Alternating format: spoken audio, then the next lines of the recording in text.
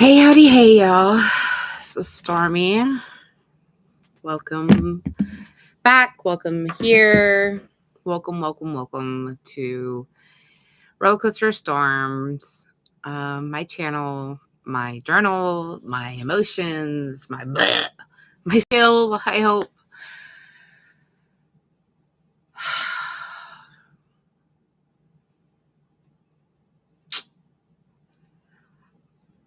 Oh, this is hard. This is so hard. Sorry,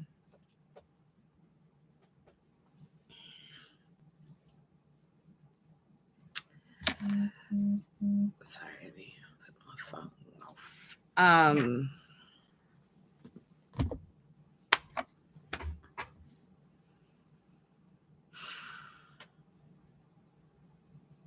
don't know how to start this. I don't know how to get into this, really. I'll try the best that I can. I don't know if I just start with the situation or start off for me to start with feelings. So as I keep going through therapy and as I continue on and grow and learn more about myself, I learn that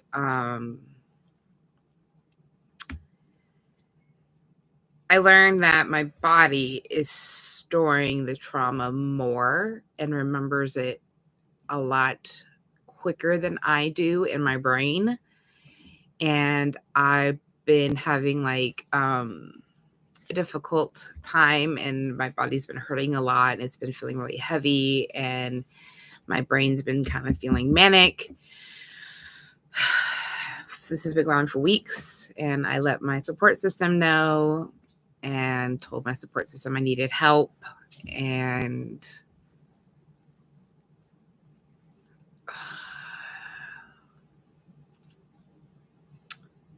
I think my support system failed me. It's just hard to say because I really love them and I don't want them to feel bad. But I was reaching out for help and letting it be known I needed help and saying certain things. And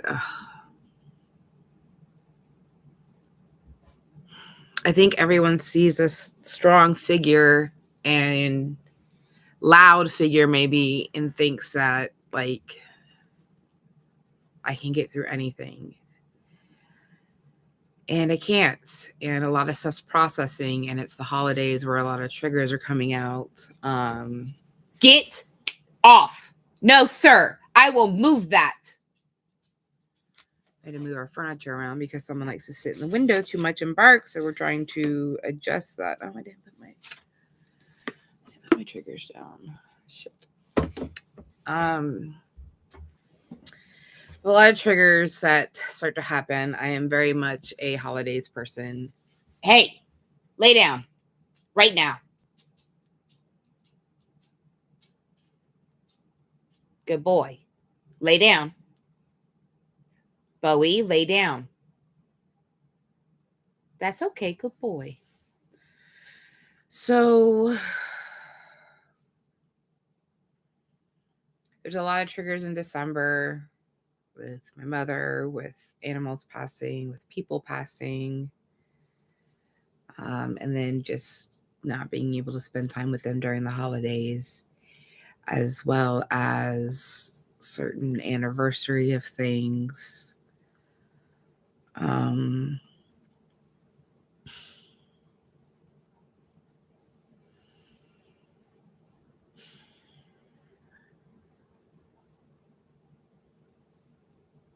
I thought I was doing good enough job saying I needed help, but maybe I failed my support system too.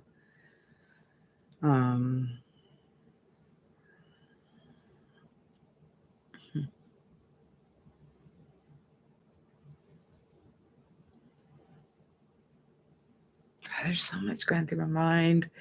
And then the political season definitely affected me. So on Thursday, I was supposed to give the girls, which I don't have the girls anymore. They're gone. The queens are gone. So the house is obviously super quiet now. For 8 animals, I don't know how it can, or how many animals we got? 9 animals. Amazing. It can get quiet at times here.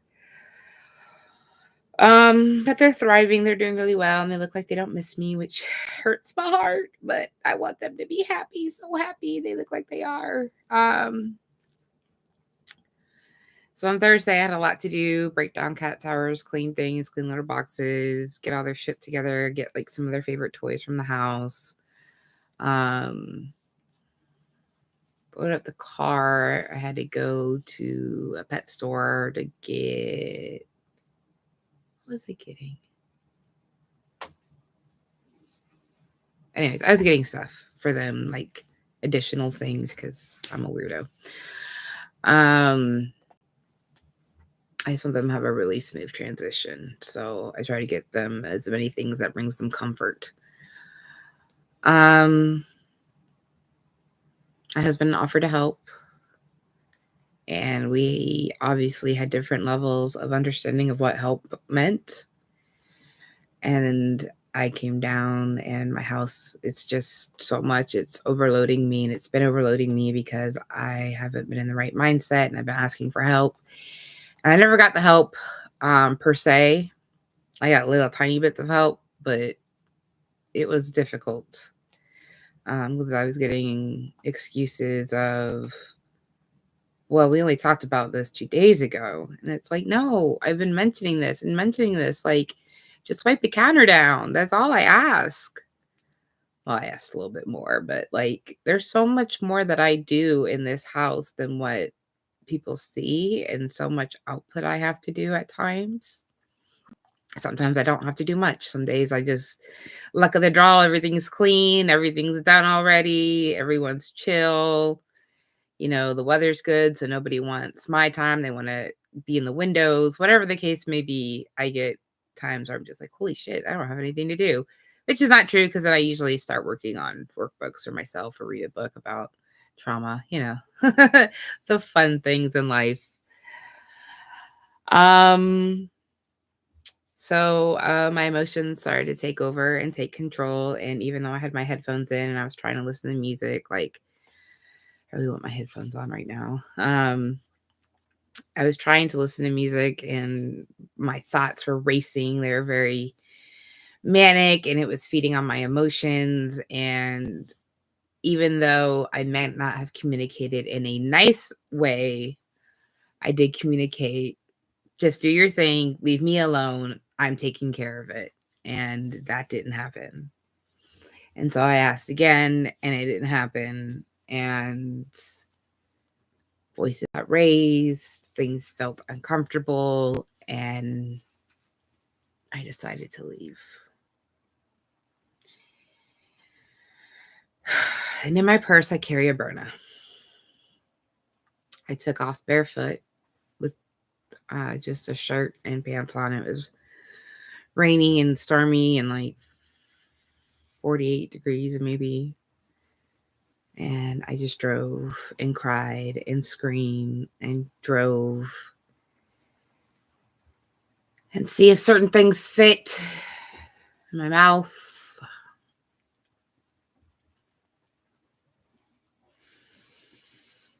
So I decided somewhere in the 30 minutes I was gone, I needed to find a wooded area. And it's not hard to find a wooded area here, usually. I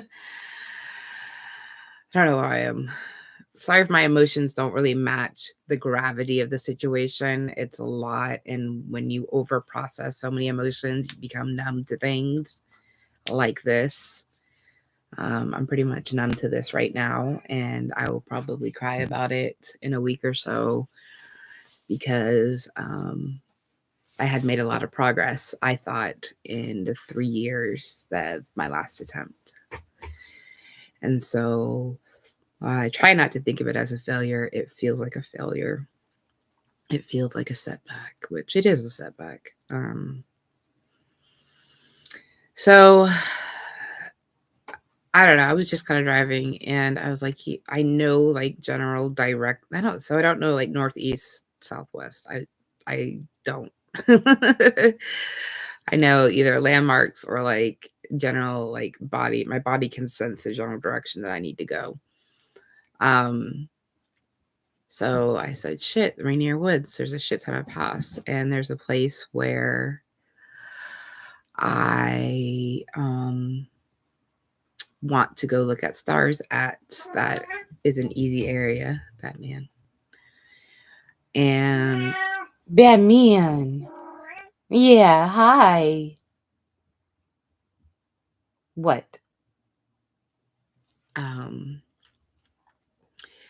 I somehow ended up on a road that I'm very familiar with that's hi Batman. You're not gonna be comfortable up here. My legs flying like a hurricane right now.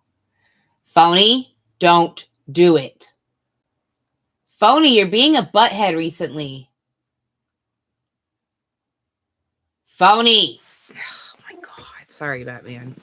Get down. Phony's been really a pain in the butt recently, trying to steal all the people food. Hi Batman. I got lipstick on now. Oh, okay, thank you. I love you too. So I ended up on a road that I take to therapy, that I've been taking for years to therapy, and I take it, usually twice a week, there and back, same road I take. And I said, oh, I know where I'm at. Let me turn around and head back the other direction because then I'll be in Rainier Woods. And I can go to that spot. And as I was making the turn on this curve, this road that I go on twice a week for 4 years now. Sorry guys. Batman, where are you trying to go? There's nowhere else over there. A black lab stepped out into the road. And I stopped my car. And the dog walked over to my door. And I opened my door. And she got up onto my lap, her front paws, and licked my face. So I got out and tried to find the owner of the property and the dogs. Because there was a black and tan doxy as well. And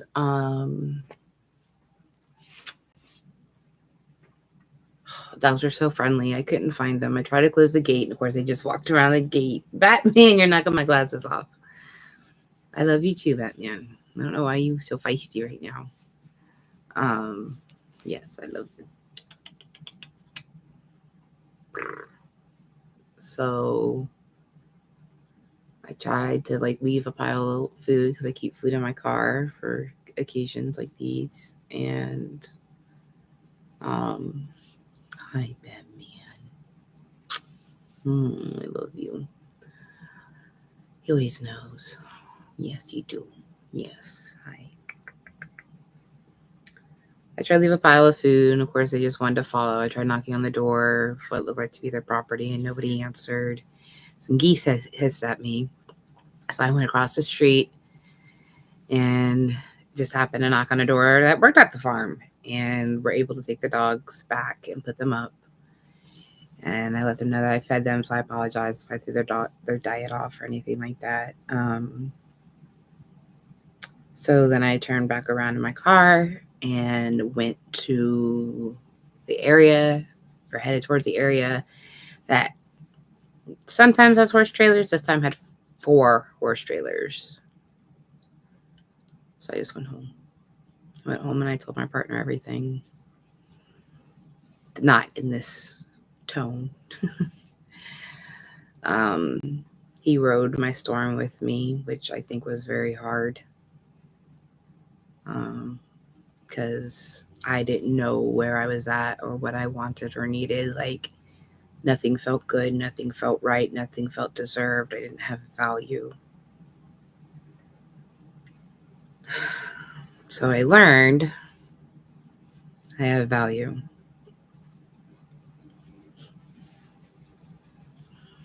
A dog saved my life after so many lives that I've like taken in. It was a black female dog, black female lab, and she was so kind. And after some time, I could just sit and be with myself.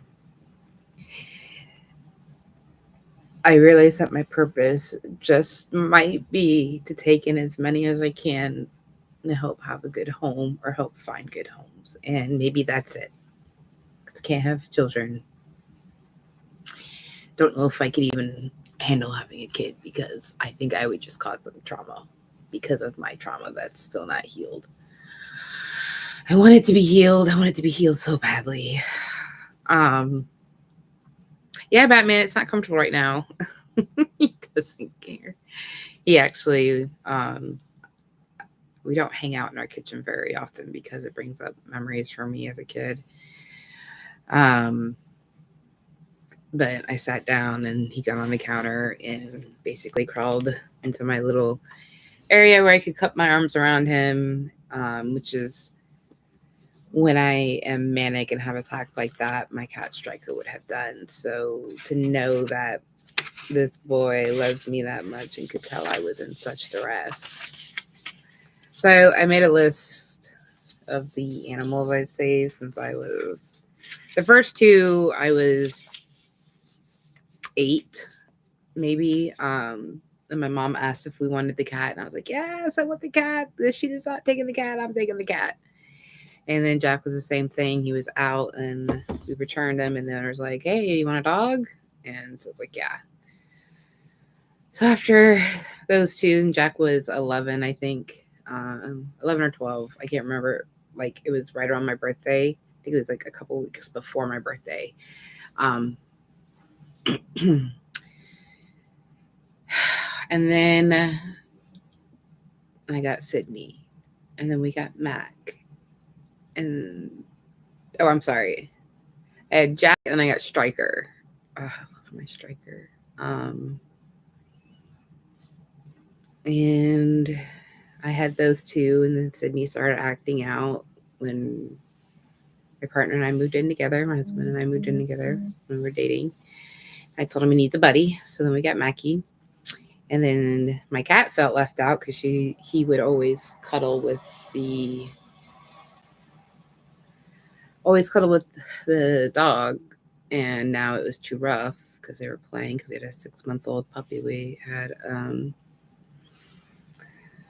I don't even say adopted or rescued from a family that didn't want him and like treated him like shit. Didn't allow him to eat because the toddlers would play in his food, so he never ate. To the day he died, he had problems eating. And we got Phony Maloney, who was raised with a ferret his first few weeks, or maybe 3 months, 4 months of his life. And we got Batman, who was left behind by his mommy in a parking lot because he was a runty and he wasn't going to make it. So we saved his little gremlin ass and became our Batman. Then I rescued the 2 cats from a hoarding situation that weren't being taken care of. And my best friend got one, and another friend got the other. So Luna and Ash. And we come here to Washington, and we get Doodly Doo, who I was his 5th owner in a year and a half. And we rescued Boo Boo, who was thrown out of a car. And then Ziggy, we were his 3rd owner, I think. He was too big for the family, and they didn't have time for him. Then I got Star Fox and Stardust out of a box near Christmas. Rescued Oliver from a very busy street out here. He was sitting on a fence, just looked like he was waiting for somebody.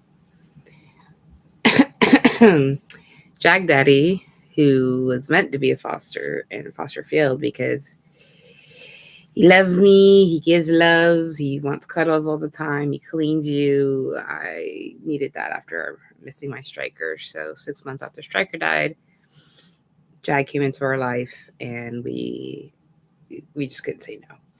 He was mine. Then we saw Bowie. Bowie was put up a couple times on a page, and he was from a breeding place. And I've never had a full bred dog before, and I felt bad because I saw him up in August, and then I saw him up in September, and then it was like October. And I just felt bad that he was just stuck in a situation on a farm, not learning, not being taught anything. And I said, fuck it, why not? Let's just grab him. And oh my God, he has been a work. It's not a walk in the park. It is hard to bond with him at times. He's always scared sometimes, and I think maybe he could be partially blind, so I'm gonna look into that. If not, I think I need to get with a behavior specialist or just realize that he is very much a poodle that has been stuck with bad poodle traits being bred out and not actually being bred for mannerisms. Excuse you, if I am too much for you, you get off my lap. You don't want to be pet, get down. I'm not going to play the game with you. No, sir. You want to be feisty? Please go ahead, be feisty. You didn't want to be pet, you should have let me know.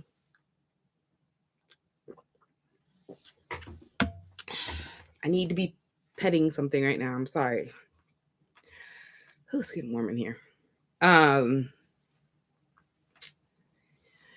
So after Bowie, there was Bear who walked into my husband's job, and we fostered him for like 4 days or something like that. The owner was like, "Oh, by the way, you guys have my dog.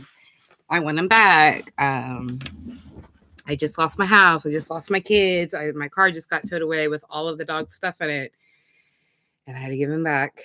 Which then he ended up within, I think, 6 to 8 weeks back on the street because he was just being used to be bred and back on the street. And so we signed up again to foster him. I was ready to adopt his ass because he just needs stability and love and someone to take care of his poor ears. And then there was a husky that got out and was on the Mullen area, very busy area. One of my therapists actually saw me as I was running to go grab the dog. So I grabbed the husky and was able to get the husky in. Unfortunately, no chip, no anything. So I'm assuming it went up for adoption. So then there was the White Pyrenees teddy bear that was left behind and was allergic to fleas, like most Pyrenees are allergic to fleas. So his hair was falling out. So we took care of him for the night, and I hated it, but I had to drop him off. Because I didn't have the capacity to take care of his skin needs while managing Bowie at the time. And he was there for, I think, 2 to 3 weeks. And the day I decided to go and another person decided to go and grab him out of there, he had gotten adopted.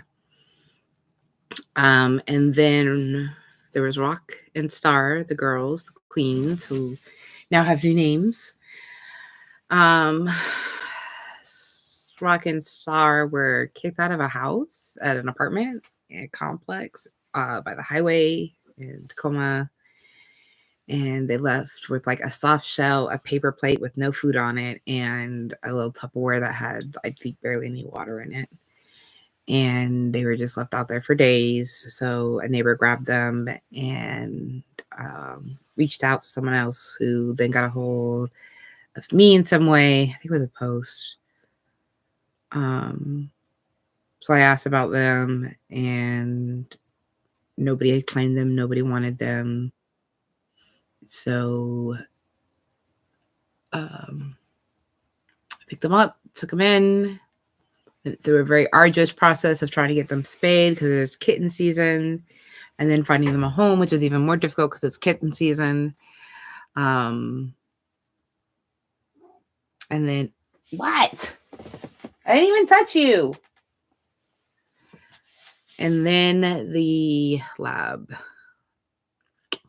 which I didn't save its life. It totally saved my life. It was, even though it's not a safe area of the road, Obviously, it's a farm area, so it hopefully knew.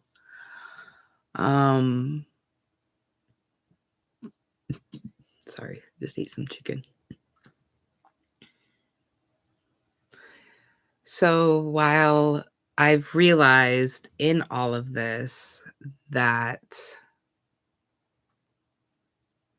I was not born out of a desire or out of love for creating something and being able to bring something forth that could possibly make the world better. I have realized I was kept because I was going to look good with blue eyes and dark hair and possibly tall. And I have these striking features that my mother and my father could each take credit for as they showed me off. And after that point, when I started developing my own sense of person, was consistently told not to be that person unless it was something they wanted. Which is why ROTC got so successful, because they were proud of me doing that. I don't know why. Doctrination, I assume.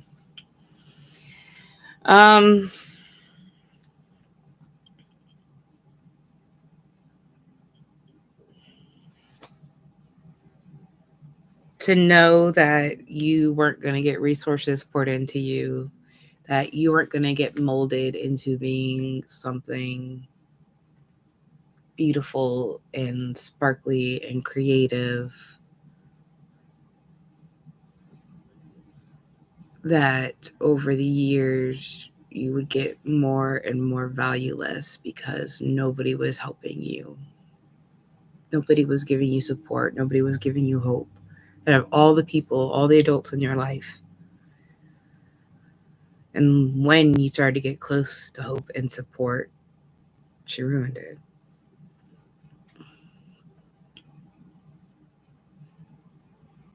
It is a hard pill to swallow, to know you were only needed for a specific reason, and then once you become like your full autonomous self, what do they need to look after you for? So maybe that closes up a hole some. I'm sure there's way more to dig into. So that was like a realization maybe hours after the fact. I didn't eat it all for like 24 hours. My body was just so much.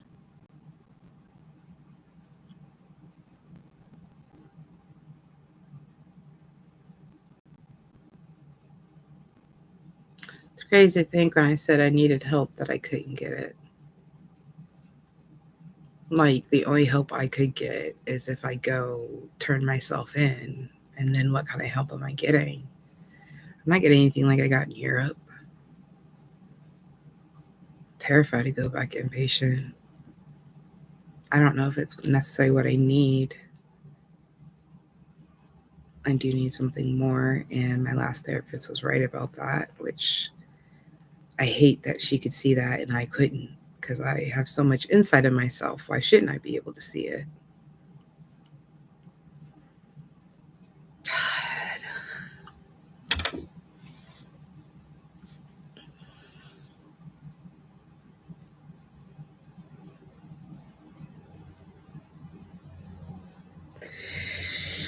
Stop.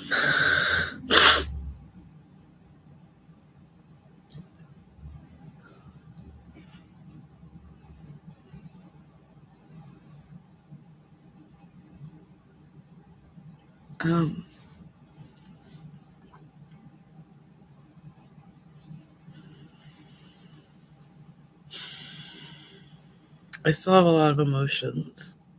I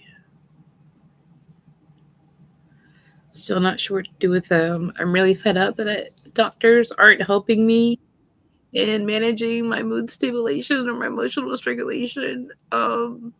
Because everyone's so afraid to touch it because it's so intertwined with CPTSD and like it's all in your head type shit. But There's just moments where it's so overwhelming and it's really, really hard. It's okay, dude. Good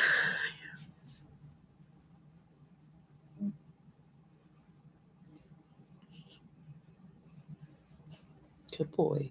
It's okay. Thank you. Thank you. Good boy. Good boy. Back up. Thank you. Good boy. Good boy. There's no chicken over here. It's all gone. I have an appointment. I think it's like the first week of December, or like December 9th, something like that. I'm gonna try to use my voice, but I feel like when I use my voice, people tend to find it demanding. I don't know. I feel like with my voice, like I'm not taking us seriously. I feel like they think I know what's going on. I don't know.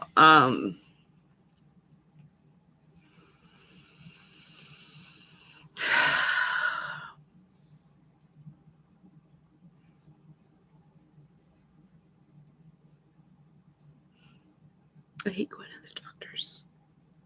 I feel like they never believe me. I feel like they think they hear it all the time, and so many people try to scam the system. Like, I hate it. I'm gonna try again. I don't know if I'm gonna look in some programs. I may. It's fucking terrifying. It's terrifying to be at this spot again.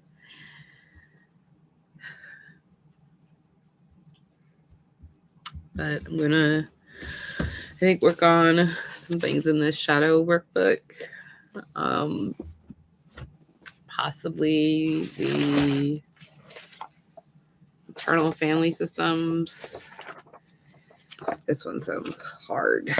I still have not picked up Kylie's book, The Narcissist Daughter. Like, I have it. I physically own it. It's sitting over there. I picked up Brene Brown, and I read like 15 pages of Brene Brown about shame and guilt, and it's already like, it's a lot. I hate shame. I hate guilt. I hate that it feels like anything. Back.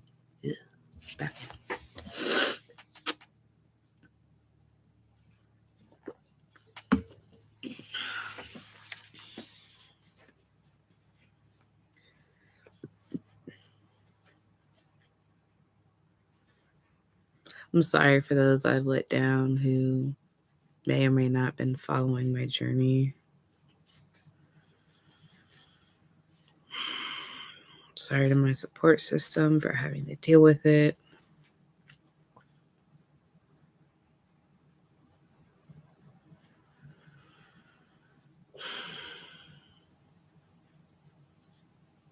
I'm sorry to myself for not being able to regulate and regain control.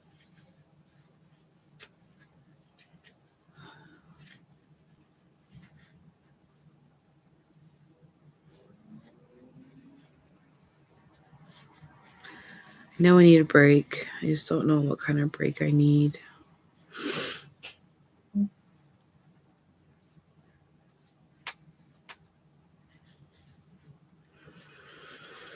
I guess I should try some cards, huh?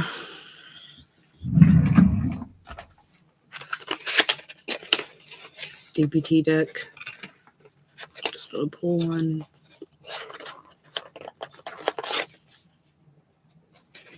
So it's part of the pleased acronym. Eat in a balanced way.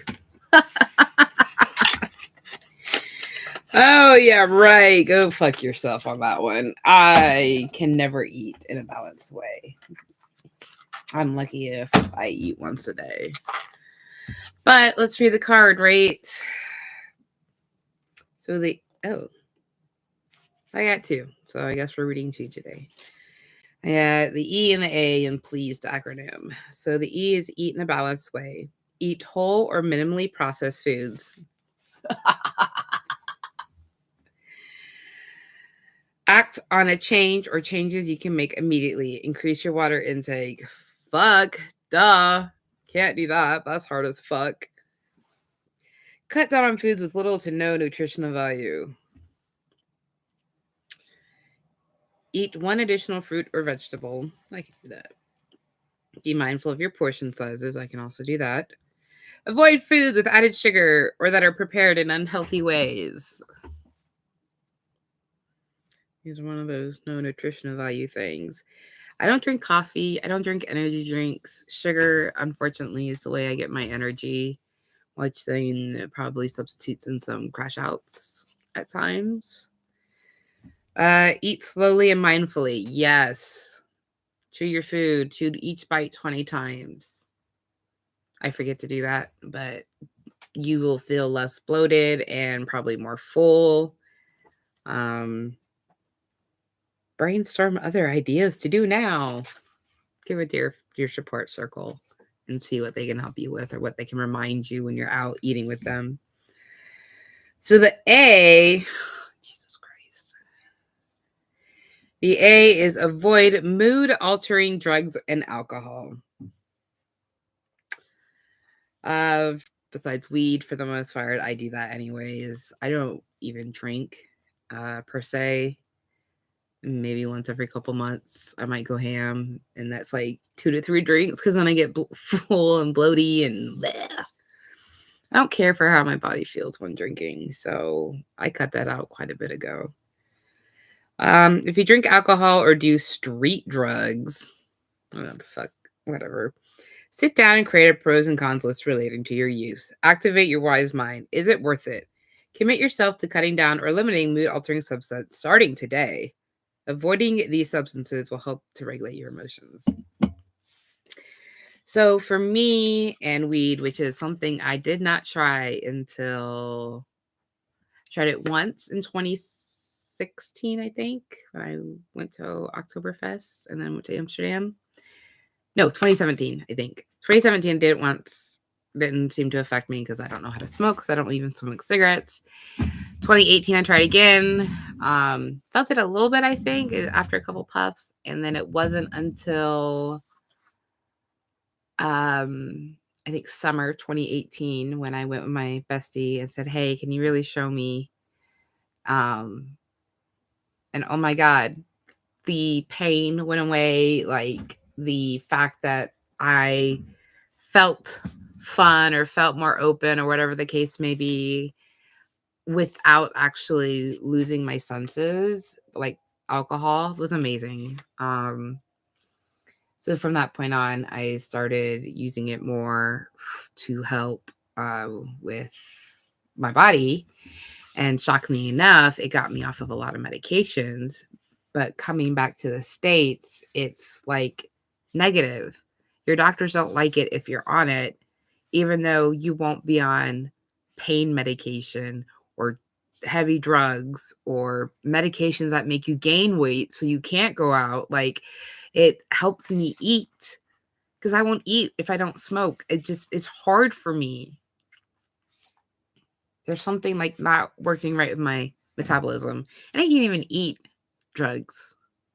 That's how bad it is. Like, they don't work on me.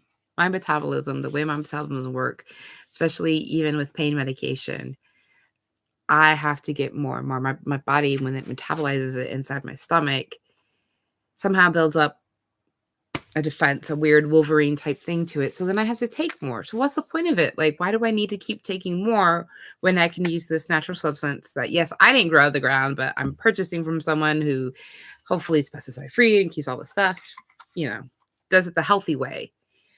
And I have seen the most positive changes being on weed and off a shit ton of medications. I literally take my hormone pill, my mood stabilizer. I got gabapentin twice a day or 3 times a day, depending on my pain. And that sometimes helps, sometimes doesn't. Sometimes I feel like it's worthless. And then I take a sleeping pill every night that is a non-narcotic, a really low dose. Well, I don't know if it's really low dose. Sleeping pill that actually helps me stay asleep. I have to fall asleep on my own, but it helps me stay asleep. Otherwise, I need this one. Otherwise, I'll wake up after 4 hours and I'll feel like a nap, and then I'll be up, and then it's just a cycle of doing that. DPD card deck. Let's see if we get a little bit luckier with this one. I didn't care for the DBT skill deck, if you could tell. Abandonment and emptiness.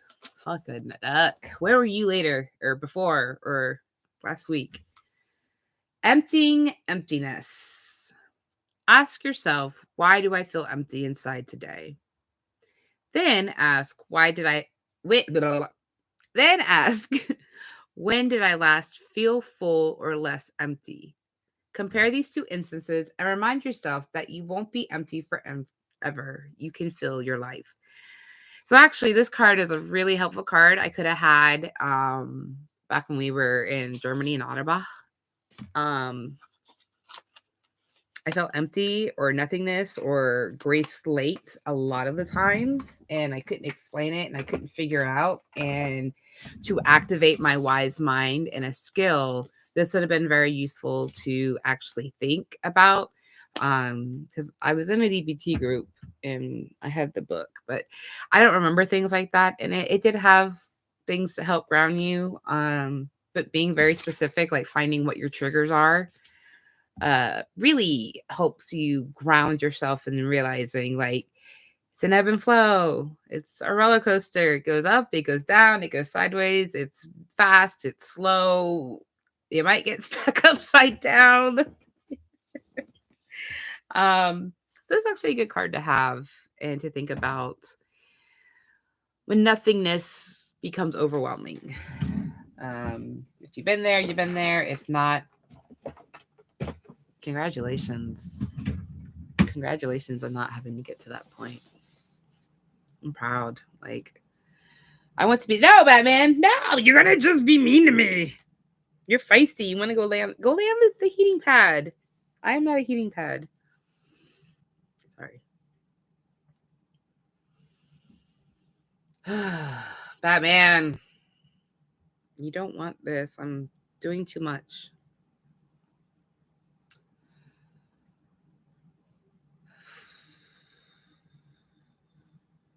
Definitely been more exhausted lately. Obviously, everything's like working in overdrive. Of course, you're going to feel exhausted, right?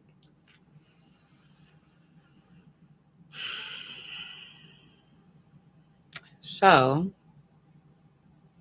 I am 1, 2. No, Batman, you can wait 10 minutes and I'm going to get off here soon. Done a lot of talking today. I was in therapy earlier today, horse therapy.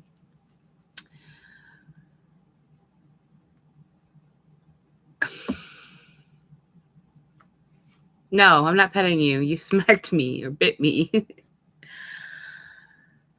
I forgot what I was going to say. Thanks, Batman.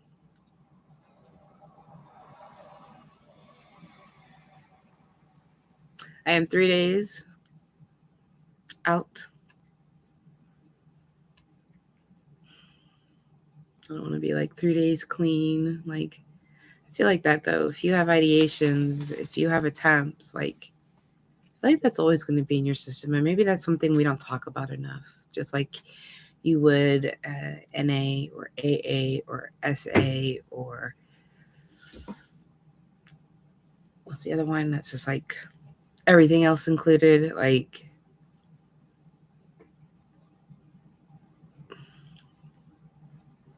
maybe this is just something that you have to learn. And maybe there are groups. Maybe I'm not looking in the right places for the groups. But in these groups, maybe we just need to realize it is something that carries with you. And if you don't keep working at it, and keep your skills up, just like you would do if you were a teacher or a welder or an electrician or a driver. You know your standards, you keep up with what you need to. So, hi, my name's Stormy, and I am 3 days clean of wanting to end it.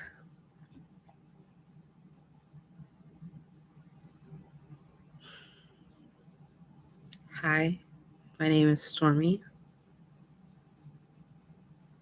and I value through my actions of saving animals.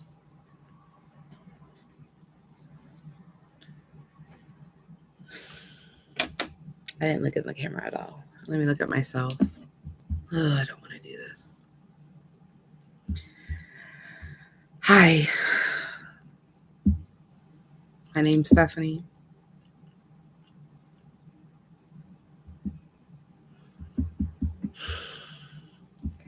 I have value through my actions of saving animals.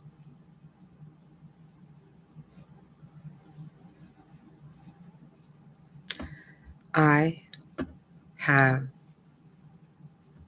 value.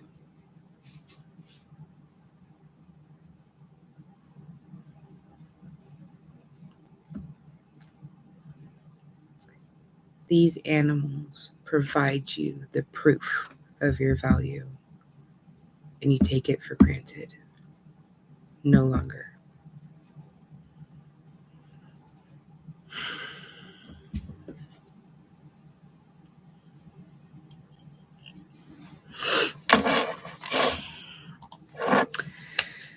Oh, goodness gracious me.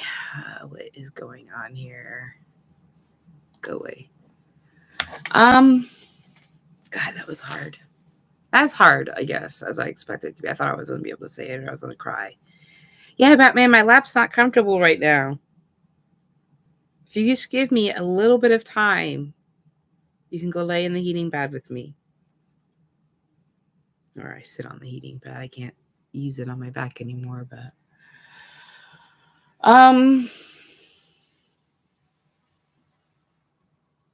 the political environment sucks right now. And you are not alone if you feel re-traumatized or re-victimized with the choices that are being made. For trauma, having no control is a re-victimization. You are not alone in your feelings. And if there is need for gender affirming care or an abortion that you can't get done in your state, you can get it done here. We will be a house for you to heal and then head back to your shitty conservative state. But for those medically necessary things that you cannot get done in your own state, come on over, message me. We'll work out a plan. We need to be together and to be a community and realize just because you think it doesn't affect you doesn't mean it's not affecting those that you care about in your community. If you really care about them, that's what you're thinking about, not what's going to be the better deal for you.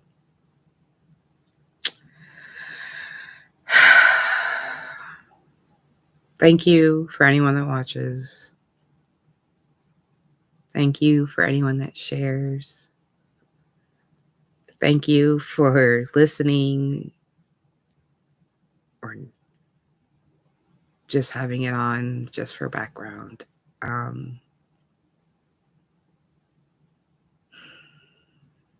Again, I hope bringing it out of me and into the atmosphere will help dilute my pain. Doing the best I can with the limited access of resources I have, but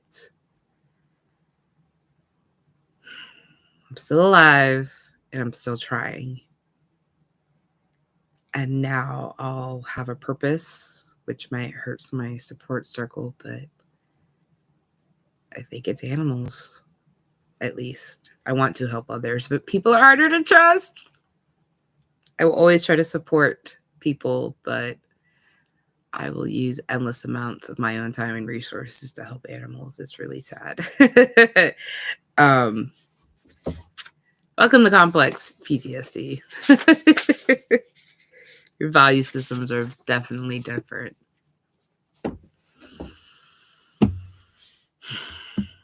I will be posting some things that also probably didn't help trigger that I shouldn't have been doing probably when I wasn't feeling my best.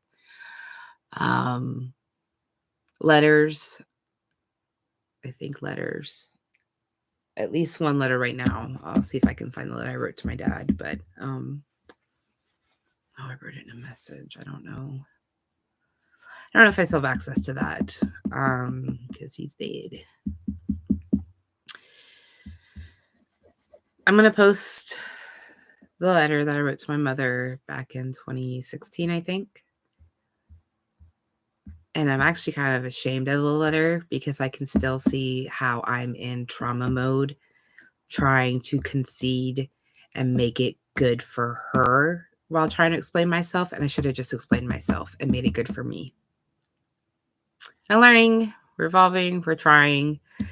So I'm going to post that along with screenshots of her response to it and her response to something else. They're kind of traumatic to go through. So I don't think it'll be an all-in-one post on here and in my Facebook page, Roller Coaster Storms. But they're coming up, as well as when I can find my trigger sheet. I think it's in my other notebook. Which I suggest others do as well, is sit down and really think about the triggers that have happened in your life and the time frame that they happened in to see if your mood or body changes as those dates get closer.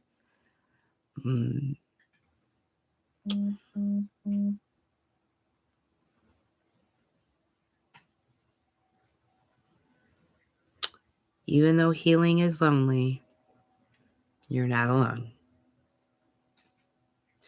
Even though healing is lonely, you are not alone. Even when you feel you're at your loneliest and you feel like a burden or you're scared of consequences, you're not alone. Again, I'm sorry for my support circle for having to deal with this. And parts of my support circle who are just now finding out about this. I'm sorry. I know it's scary, and I wish I could say I was scared for myself, but I don't really have those feelings for myself. Which is why I put myself in harm's way, as well as probably my impulse issue with BPD that, for the most part, goes away. Sometimes it comes out in shopping or food, but I'm here. I'm here with you guys. I'm trying really hard not to end up as an Anthony Bourdain or Robin Williams or Chaz Bennington, where one day you're here and one day you're not. Because there's always signs. And if I can keep getting them out, at least not for myself, if I'm too blinded for myself, that maybe others would be able to see their own signs in these videos or lives or recordings, whatever you want to call them. By the way, day by day, I realize how much older I'm getting and how much uncool I'm getting, and I don't know things. And it's a very harsh reality to accept that, 10-year-olds could be calling me a geezer or old lady or whatever just because they don't understand the value of age. I don't know why that bothers me. Obviously, I have an acceptance issues of needing to be accepted, but still wanting to be me, which is, you just can't You can't expect people to just accept you. All right, I'm about to go on a tangent. I'm about to roll. I'm going to go feed some squirrels. I think I'm going to mellow out. There's something else I need to do. Is it laundry? I need to wash my bedclothes. Yeah, I think I need to wash my bedclothes. All right. Off to life again. Bye, y'all.